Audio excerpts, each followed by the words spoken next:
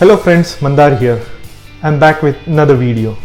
I'm starting a new series on United States visa, work visas.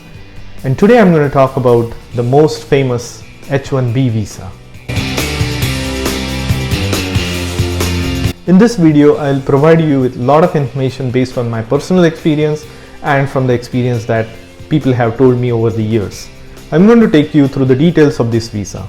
What is H1B? What is it for? What is the validity of this visa? Who can sponsor?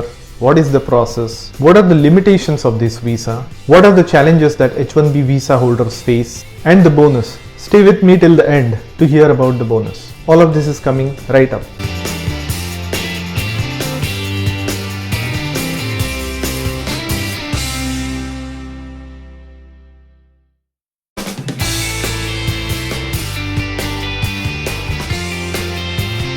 So what is the H1B visa?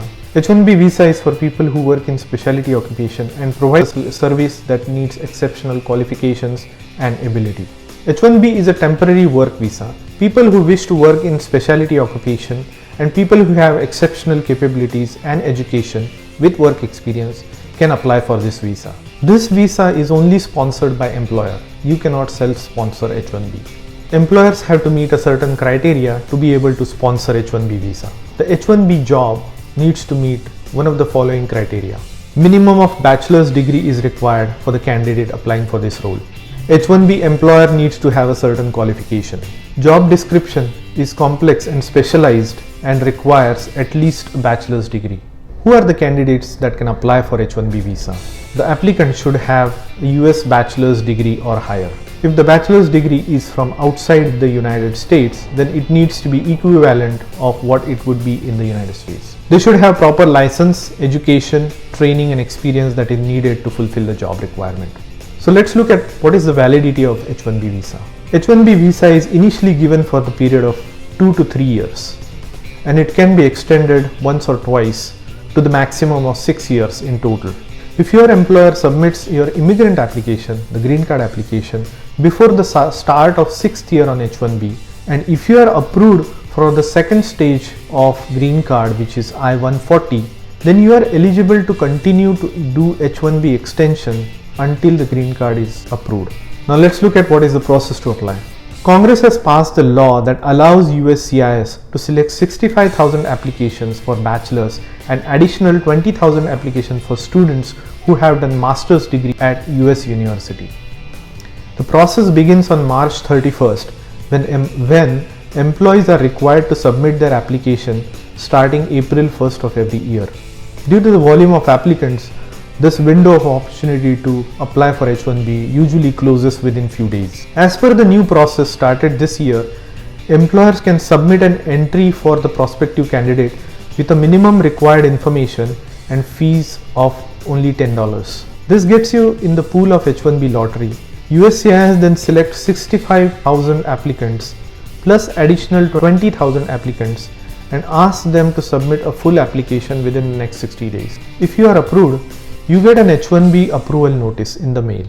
The H1B is effective October 1st and is valid for 2 to 3 years. So the employer also has to do something called LCA, which is Labor Condition Application. So basically it is a form ETA 9035 which outlines the location of the job profile, years of experience required for the job, educational requirements for the job, and also what is the salary. The LCA determines the minimum wage that the employer needs to pay the employee for this particular job. So it has all the parameters of H1B approval that the employee needs to stay within. Now let's look at some of the limitations of H1B visa. You can only work for the employer who filed your H1B. So you cannot work for different jobs at the same time. You can only work for the employer who filed your H1B. Number of hours, location, job profile, salary should be as per the LCA approved as part of this H1B approval process. If there is any material change to any of these factors such as location, salary, number of hours, then your employer needs to file an amendment petition. If you change your employer, the new employer needs to file a H1B transfer application. If your job is terminated while you are on H1B, then you only have 60 days from the last day of your job to find another job. During these 60 days, you will need to find an employer who is willing to transfer your H1B into their company. If you don't find a job within the 60 days, you will need to leave the country. Some of the other limitations of H1B visa are you cannot work for any other company other than the H1B sponsoring company. You can own a business, but you cannot work into it. You can do passive investments such as stocks, bonds, real estate, but you cannot actually work in it, because any work you do outside of your H1B employer would be construed as violation of the H1B agreement.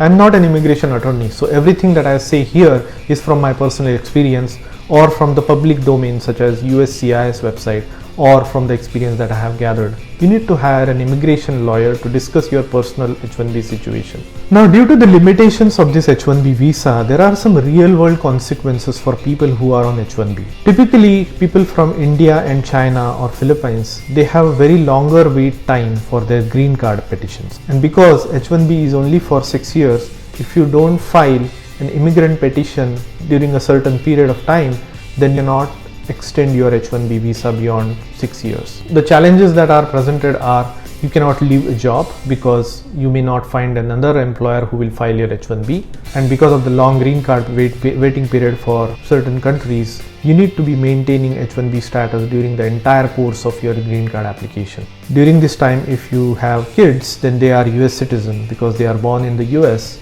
and as a parent you don't get any benefit from their US citizenship. So these are the real world consequences. And now here is the bonus tip. I promise to tell you some options that H1B people have if they come across a situation where they lose their job and are in a situation where they would go out of status. So here are a few options that they have. They can change their status to one of the non-immigrant status such as B1, B2, H4, F1 student, or any other non-immigrant status. Another option is you can apply for Canadian permanent residence. I have made a series of videos that I will list here that will walk you through several different categories of Canadian PR application. Another option is something called compelling circumstance EAD. This is a very specific scenario where an employment authorization document can be issued to you in a very specific scenario. And I think pandemic may fall in that category. The reason is, if an H1B employee loses his or her job during a pandemic period, there may not be other jobs available that they can find within the next 60 days. This will put them in an out of status situation. Another situation is, since there is a travel ban, the employees who have lost their jobs cannot leave United States.